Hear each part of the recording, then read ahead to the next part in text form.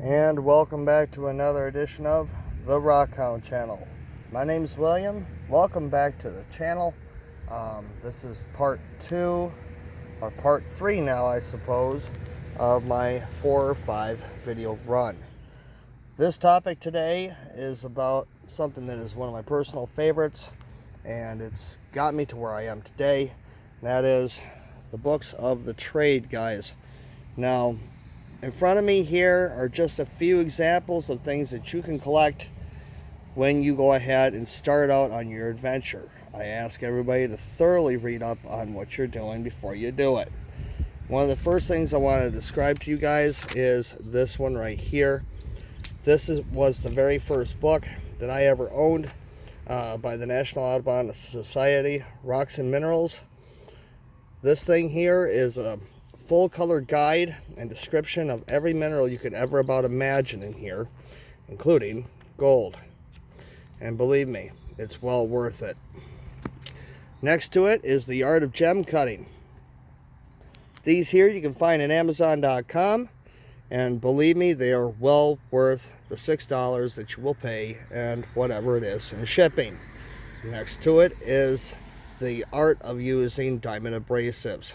And believe me, this is going to come in handy with if you're out there rock hounding, getting your stones.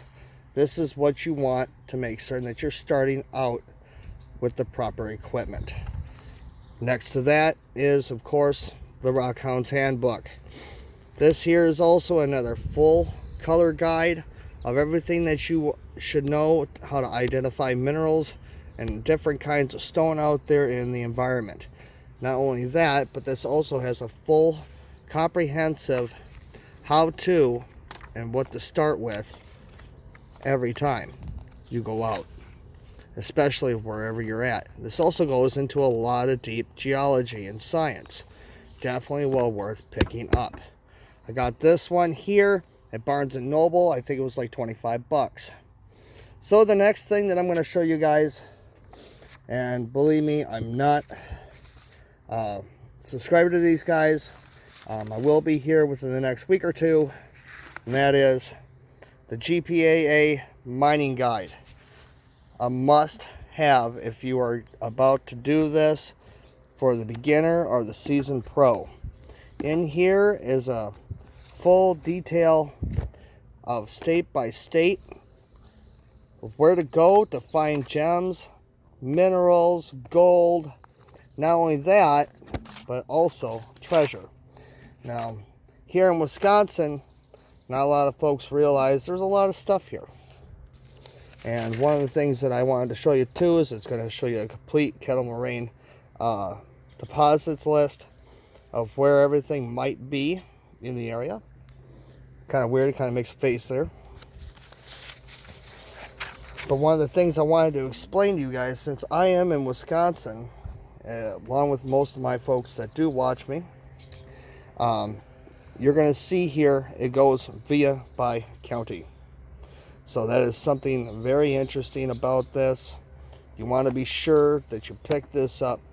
Please definitely go to their website. That website is www.goldprospectors.org. Definitely get the subscription. It is worth the $100. They will send you newsletters in the mail and important information that every person who is out on the field should have. Now, a couple things that I do is I turn around and make myself out a list. Busy day today out here in front of my house. Now this one here is for my stones. I have a separate setup like this and a binder for all the locations that I have visited, what I have found in them locations, and how much of it I have found. Now I also have this too started for my gold prospecting little deal that I'm doing, and that's what you guys have been watching a lot of, and definitely well worth printing out one of these lists for what you're doing. Now a couple other places that you can go. You can go to your, of course, local library, guys. You can do this. All right, there's a lot more to life than Google. This is where I started out at. I was at my local library close to almost from the time it opens to almost like 3-4 o'clock, when they basically would kick me right out, because I'd be right up into those different things about Wisconsin history, things about mining, how to properly pan. That's how I started out, guys, before YouTube even became a huge thing. That's where I went, to my local library. And it also doesn't hurt to turn around and look for your local rock hounding clubs. I'm pretty sure there's a few in every state out here in the U.S. and abroad. Definitely get a hold of them. And if you are lucky enough, definitely join their clubs. Well worth it. So now also I wanted to describe a few things to you guys, and it's about safety. This is more along the lines focused for the beginner. Now, as being someone who's got almost 20 years of physical experience behind my belt here, the number one thing that I always tell everybody that goes out with me: please do not trespass on people's land. Not only is it against the law, but for the most important reason of all, what if you turn around and end up getting hurt out there? No one's going to find you. Be sure that you're out in an area where you're visible. Wear visible clothing, good footwear, solid jeans. Always have gloves on. And if you're in an area where there's rocks above you, always a hard hat. So I'm going to go ahead, cut this video, and we're going to go ahead and get into the tools of the trade for both trades. That includes rock hunting and gold prospecting. Once again, guys, this is William Clark for the Rock Hound channel, saying stay safe and stay panning.